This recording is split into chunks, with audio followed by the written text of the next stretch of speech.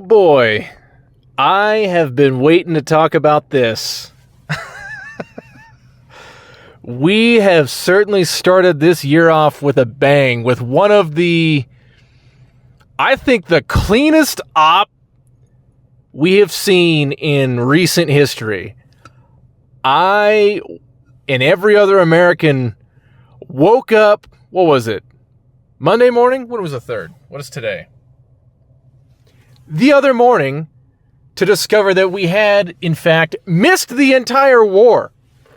So in the dead of night, while we were sleeping, a bunch of steely-eyed killers started laying down the hate in Caracas. U.S. military just turned off the city. Just completely lights out. Just knocked the whole power grid out. And started jamming radar and destroying anti-aircraft positions, and flew a bunch of men with balls far heavier than my own into the heart of the city to stuff their president into a potato sack and book it. All in the span of about 3.5 hours. I don't know. I still don't know 100% how long it took, but it was short. And that was it. And we took no casualties. We lost no aircraft. We lost no pieces of equipment. Nothing. It was it. And we were +2 prisoners. We took Nicolas Maduro and his wife prisoner, and they are now in New York City. And they are being put on trial for narco-terrorism charges, and I'm sure everything they can find under the sun. And the world is horrified, and regardless of how you feel, you got to give respect to the U.S. military. That was, as a veteran myself, I am extremely proud, and so something funny, I'm not really a sports guy. I'm not really loyal to any one particular team, not like I should be. I went to Kansas State University, so, as an alumni there, they're kind of my team by default. I don't have a good way to watch the game, so I didn't really grow up, like, tracking stats and all that stuff. I don't know. I never really caught the bug. But I'm trying to stay aware of, like, scores and, their record and things like that. A little bit, and I might try to watch some of the later season games. But as things are kind of getting exciting into the off season. But where I make up for a little bit of that is, if you especially have been in the military, the rivalry that people get into with the different services and all the jokes and all the rah-rah. So one thing that people like myself really enjoy is when big missions like this happen and you get to learn who was on it. Was this a SEAL mission? Did Delta get this one? And it would turn out that the Army boys got this one. So it was obviously a full team effort. There were different bits and pieces from all over the U.S. military to make this thing happen. But the ones that went in and were the boots on the ground and were also flown in by Army Aviation with the 160th SOAR, which did a phenomenal job. And it was the Army this time. And I guess they also had the FBI's hostage rescue team, a few of those dudes with them too, which I didn't know that they go on this kind of thing, but my understanding is they are basically tier 1 operators in their own right. So an incredible job. I could literally glaze them all night. And before I even knew what happened, I was just so amped as I was learning more details. And I think my favorite detail of this whole thing is not how smooth it went. And of course, I love that there were no casualties. I mean, God, bless the troops. I'm so glad that, no one lost their life. I don't know if there was anybody wounded but sounds like nobody was lost. We left a whole lot of enemy dead. I guess this isn't my favorite detail, but as of the most recent Wikipedia count, 24 Venezuelan military were killed. And I guess we schwacked like an entire platoon of Cuban commandos that were supposed to be Maduro's like personal guard. And I guess Delta was just running and dropping bodies left and right. And it's been hilarious watching the left So not like necessarily like the political left in the like the congressmen and stuff, because I feel like they wouldn't say this kind of thing. This might even be a step too far, but there's lots of other leftists, piece of crap journos and people like that, freaking socialists and commies, that are coping so hard. Saying there's no way Delta's that good. Like, there's these other countries that got their own special teams, that they outperform them in competitions. First of all, I seriously doubt it. And second of all, okay, cool. How many decapitation strikes have those teams led? Because Delta's got at least one now, and I'm sure there's been a lot more than we are aware of on probably smaller scale. But, hey, we have proved the concept today. And that brings the total count to over 56 killed. People are trying to make it seem like a bunch of civilians that were killed. I don't know if there were or not, but it was primarily military casualties. And a bunch of military infrastructure were also destroyed. And my favorite detail, they obliterated the tomb of Hugo Chavez, vaporized him. No tactical value whatsoever. I could not stop laughing when I'd heard that. The memes have been insane with this whole thing. A whole new wave of Marco Rubio getting every new job under the sun. And it's funny because he's actually been tapped now. He's now responsible for from this point forward, helping things progress in Venezuela in our favor. And the memes are all over the place. He's the governor of Venezuela. He's the second coming of Simón Bolívar. He's the Grand Duke of all of South America. He's all the above. And his job list is only going to keep growing as time goes on in this administration. But yeah, screw Chavez. I love that we are just out here demoralizing commies. That was, I in everybody with just a little bit of testosterone in their body are so jealous of whatever pilot or whoever it was that got to press that button and just annihilate this place. And it's even funny to me because you got all the people that were pissed off, all the people that are pissed off about this are the same ones that were ripping down statues just a few short years ago, throwing them in the river, removing Confederate generals from the American public view. But, taking out Hugo Chavez, dedicated enemy of the United States and communist extraordinaire, that's a step too far. Now they're all, whoa, let's not go too far.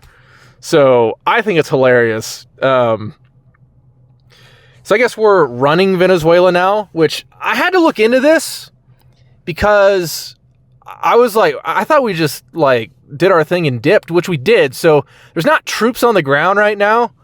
That's kind of had to be clarified because the president had a press briefing right after this, all the announcements of this was coming out.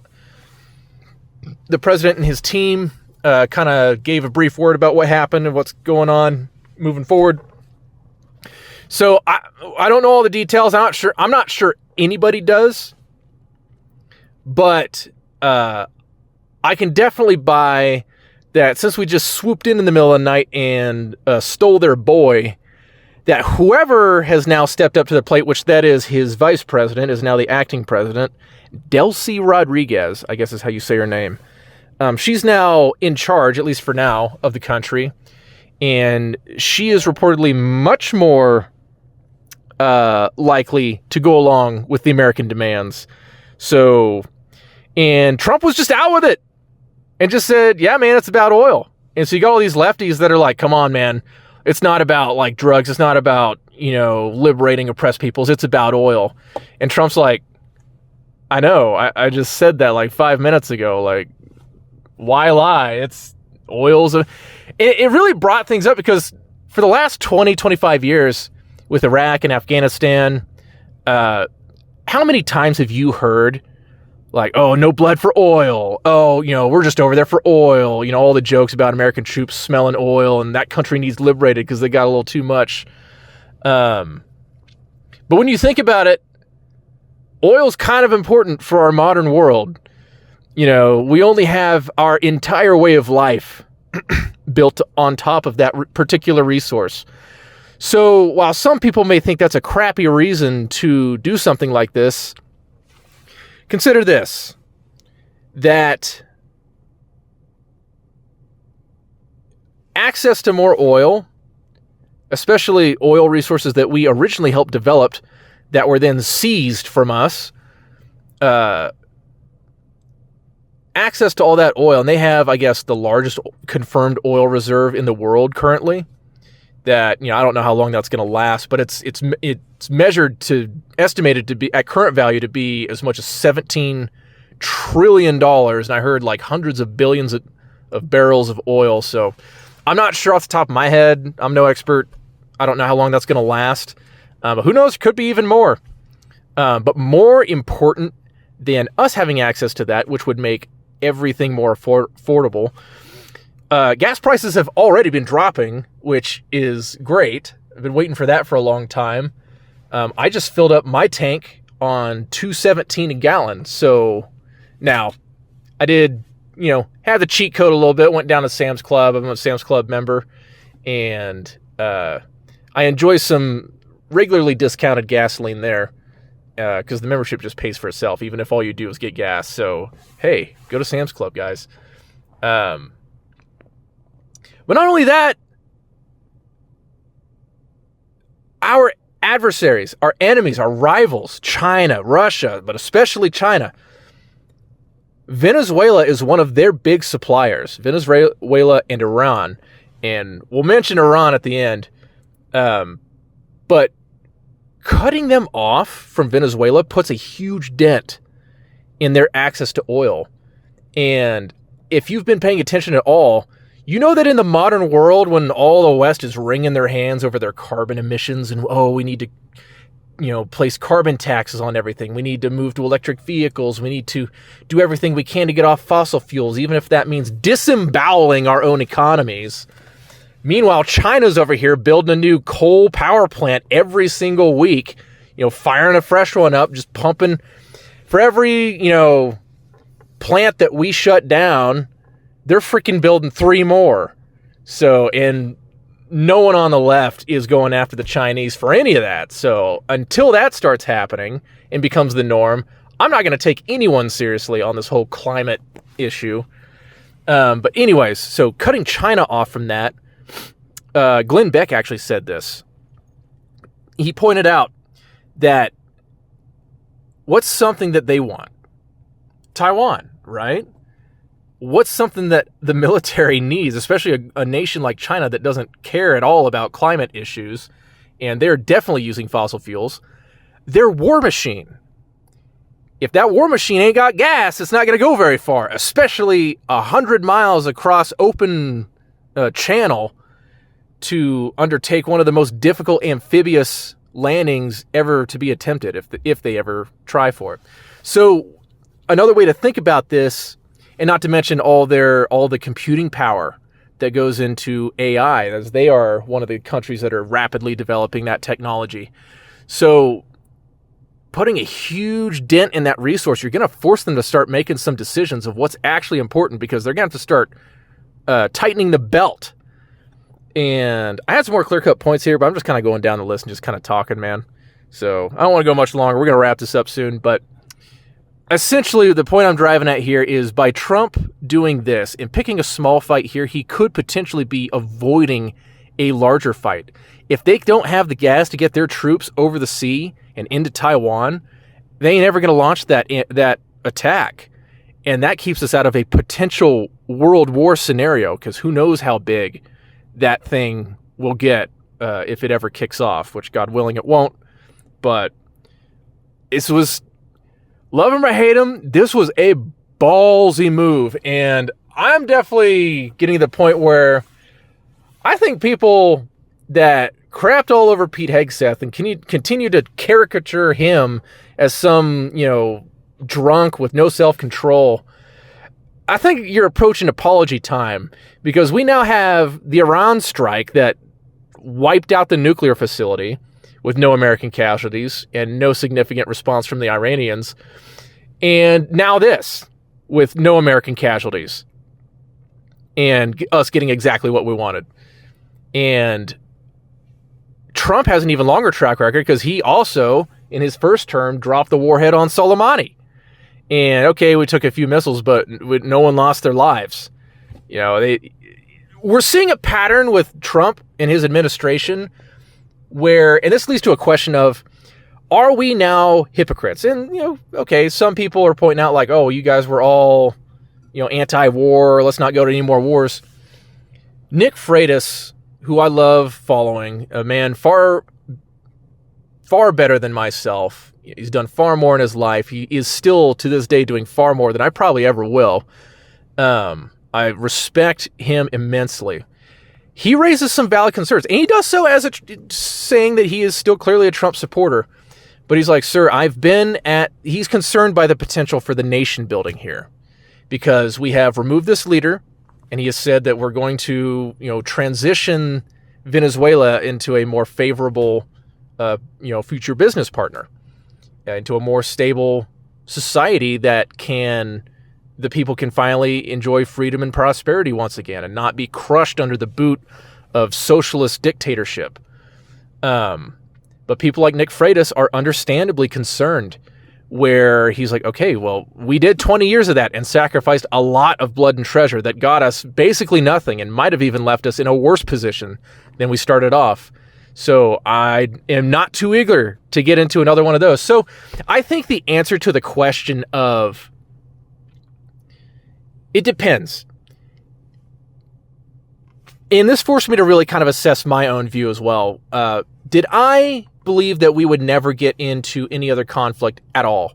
That we would never see any other military action under this administration whatsoever? No, I didn't. You know, Nick Freitas definitely didn't. Because we already had the precedent from the first Trump administration. But what we did see is Trump hits fast, he hits hard, and he gets us out of there. He doesn't open a new battlefront.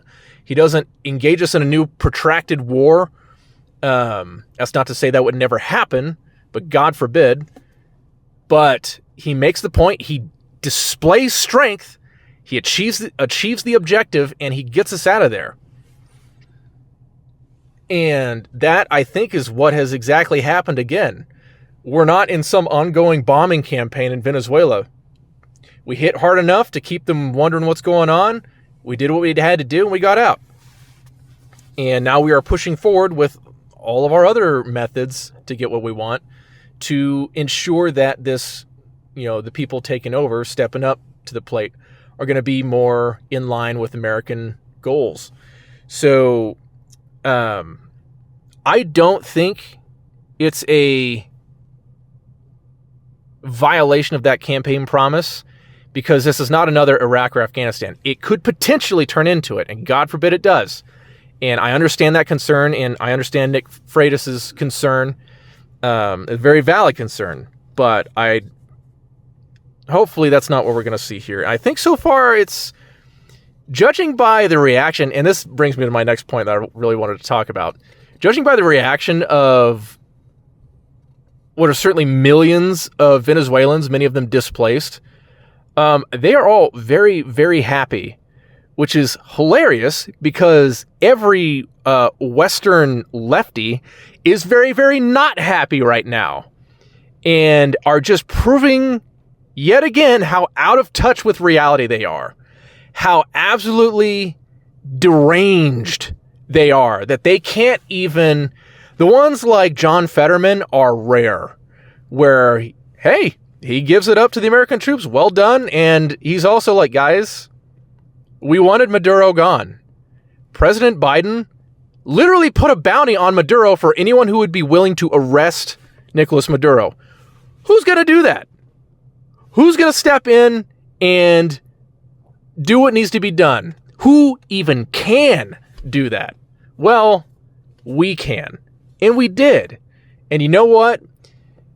We did it to the cries of millions of Europeans and liberal world order enjoyers screaming about international law, which is fake. Okay? International law is only as good as the American nation is willing to enforce it, because the Europeans drastically overestimate their relevance in the world. They drastically overestimate their influence and their capabilities in the world. And they won't admit to themselves how much they have relied on the United States since the Second World War to pull the lion's share of the weight. We are NATO. You have all these other countries add all their funds up together. The United States is still paying more into adding up all the other countries in NATO. United States still outspends all the rest of them. And it's been that way for pretty much the entirety of the alliance's existence. And I think they're starting to realize that now, how much they have been riding our coattails and taking us for granted. So you now have the lefties doing the thing where they're like, no, silence, brown person. You don't know how oppressed you are. We need to free Nicolas Maduro. We need to free... This was a tyrannical action. The United States is a dictatorship. Never mind that I was just at the No Kings protest twice over the last year, and now that Donald Trump has deposed an actual dictator, an actual king, now I'm mad and we need to free that king, because dictators are actually good when they're ones that we like, that are on our side of the aisle. And I just also think it's funny that he perp walked him through New York City when they just elected a socialist mayor. There's so much about this story that is just delicious. But yeah, so the liberals and the conservative neocons are all up in arms, whining and complaining that Trump didn't come in and blab the whole plan to them before he launched it. You know what? From what I understand of the War Powers Act, was this entirely in line with the Constitution? That remains to be seen, I guess. You know, that's going to be a debate that's going to play out here for a while. You know that the left is going to, if they get the House in December, this could be their first thing they try to impeach him on, probably. But from what I understand of the War Powers Act, he doesn't need to give them a pre-warning. He just has a 48-hour clock that starts from when he kicks off the operation to inform Congress at that point, which he did. The whole thing was started and ended within 3 or 4 hours, and later that day, the president, gave his report to Congress, all in 24 hours. So he abided by, and we're not in a prolonged campaign there, so he didn't kick off a whole new Iraq invasion. So what's the problem? The problem is it makes them look bad. That's the problem. And you know what? I think it's great that he actually did not go and talk to Congress beforehand, because you know who's in Congress? Ilhan Omar is in Congress. Rashida Tlaib is in Congress. What's her name? Delia Ramirez is in Congress. If you don't know who these people are, these three and more have more allegiance, have more concern for their countries of origin or their particular countries of heritage, and they're working for them, and oftentimes have said this out loud. Ilhan Omar definitely has. Ramirez definitely has. I don't know for sure if Tlaib has, but I know she's got a hard-on for Gaza. But they have openly said they are working for the people of the countries they came from before American citizens. Why would I want to tell you anything? I don't even think you should be in office in this country. I don't even think you should be in this country. Why would I tell you about a top secret military op that's about to happen in 3 hours so you can get on Twitter and alert Maduro personally and get God knows how many American service members killed because you're a freaking traitor? So, no. Be mad. I don't care. I didn't know, honestly, if the juice here was worth the squeeze. But I've kind of compiled a list of benefits we might get out of this. So, obviously, it's a massive morale boost. And if you use that correctly, it could be more momentum to start pushing harder here at home, which is someone's many people's valid criticism is like, okay, so we're quick and decisive abroad, but we seem to be dragging our feet at home. I think it's a lot more complicated than that. I think, maybe I'm just too much of a plan truster, but yeah. It remains to be seen how he capitalizes on this new momentum, this new boost in energy for his base. It removes a local or regional threat that's in our own backyard. So the Monroe Doctrine is being discussed again. The Western Hemisphere belongs to us. And Europe and China and Russia can all butt out. This is not the place for you to do your business. It is closed for business. Access to more oil resources could improve affordability here at home. And cutting it off to our adversaries hurts the things that they want to do, which makes, in turn, us safer and the world more stable.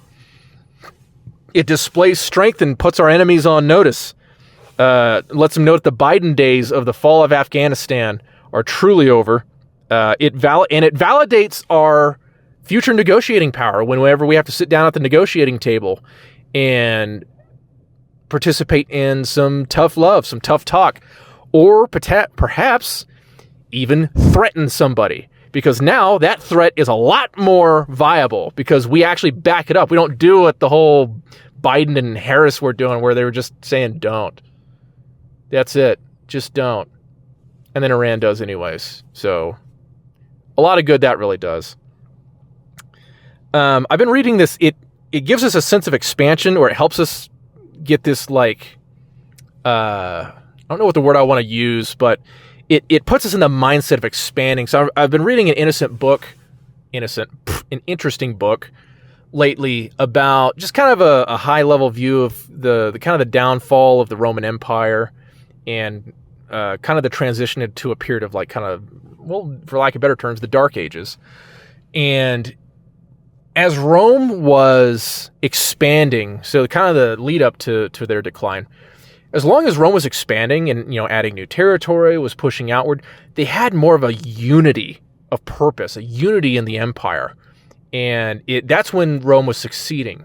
It was the time that they stopped that expansion, that they began to stagnate and build walls and just maintain their empire, is when the decline began to start, when the decadence began to set in. You start to see kind of regions starting to develop differently and kind of fracturing, a little bit of balkanization going on. And periods of, attempted expansion again kind of stalled that. And so a lot of people compare the United States to Rome, and we've notably not had a, expansion of our territory in some time. And the Trump administration is kind of lighting a fire under that manifest destiny again. And as much as that may horrify some people in the world, I think it's actually really smart because you are rallying the American people, the American spirit. You're giving us a purpose again. You're reminding us of who we are. And I'm not saying we need to go just invading every freaking country. There's many different ways you can expand. It's not necessarily that we have to go annex some new territory. Look upward and outward. As technology is developing, we got the Artemis 2 mission is going to kick off before long here. That's a sense of expansion. It gives your people purpose and focus and something to look forward to. And it rallies everyone together. So, and then there's also significant dent in narco trafficking and cartel activity, a boost in our reputation among Latin American nations. Okay, yeah, Colombia's a little butthurt. Okay, obviously Cuba's butthurt because they're a bunch of freaking commies. I'm sure the average Cuban wishes it would happen to their own leaders, but the Cuban government's certainly upset. But you know what? Argentina loves it. Chile loves it. Even Mexico is like 50-50 on it. And all over the place. And Venezuelans really love it. They are very happy with this, and it improves the views of America among our Latin American neighbors. And you know what? I want us all to be on good terms. I want to get to the point that we're just kind of the greater American coalition here, but I really need to wrap this up. This is going on, as usual, longer than I thought. But one of my final thoughts on this is the military op was badass. I understand people being concerned, but I think so far, so good. I think we stand to gain a lot from this. And it really kind of made me reassess, okay, am I compromising? Am I contradicting myself on earlier positions? And not necessarily, as far as like the no new wars issue, because there's going to be times you have to use force. That's just reality. I don't ever expect us to never get into any kind of scuffle. You just have to be careful about picking your battles. And I think this was actually a ballsy, but probably a worthwhile battle to pick. And boy, did we execute it well. And my closing thought is, if you're one of these people calling to free Maduro, free our boy, free Maduro, I almost let it out. I'm trying really hard not to drop F-bombs, but if that is your mindset after seeing Venezuelans, you suck. You suck as a person. I don't respect you at all. I don't respect the things you care about. As a matter of fact, I probably want to destroy the things you care about. So, just going to leave you on that little parting thought. And I have talked long enough on this. I want to give a little shout out. You know, the fraud fight continues. I guess it's expanding to California now. Apparently, there's 2,000 new ICE agents that are swarming into Minneapolis and the surrounding areas, rounding people up. So that may be a big push now that we have this momentum on our side. And then keep your eyes on Iran. There's another problem child that has been a thorn in our side for a long time. But there's big things happening in Iran right now. This regime may not be long for this world. And I don't have time to talk about that today.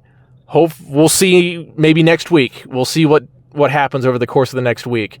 I pray it comes to a swift end. I don't want to see them go into a long period of civil war. I think that'd be horrible, but this may be the big one. You know, we've seen protests before that crackdowns happen and kind of got them under control, but I've seen where police forces are starting to lay down their weapons and joining the crowds, and that is a big development. When those who are supposed to be enforcing the law and cracking down on the uprising, when they are joining the uprising, writing's on the wall, my friend. So be in prayer for Venezuela, be in prayer for Iran, be in prayer for our troops and this country and the Trump administration, that they rule and make wise decisions. And thank you very much for listening. I know I ramble like an old man, but I appreciate you guys being a part of it. And I'm so hyped. My team got another one, so al-Baghdadi and now Nicolas Maduro. So, all right, guys, you take care. Have a wonderful Wednesday, and I'll talk to you next time.